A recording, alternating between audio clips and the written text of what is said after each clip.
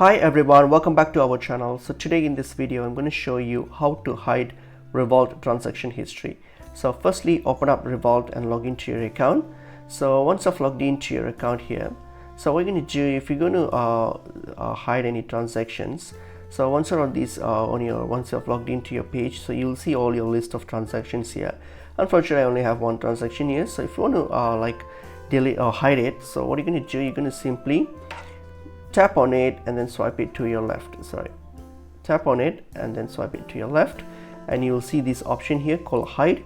So all you have to do is simply tap on it, so that will hide these transactions. So all you have to do is simply tap and then swipe to your left, and you'll be able to hide the transaction. So that's pretty much it is. It's a pretty easy and a straightforward process. So I hope this video was helpful to you all. I'll see you all in another video. Thank you.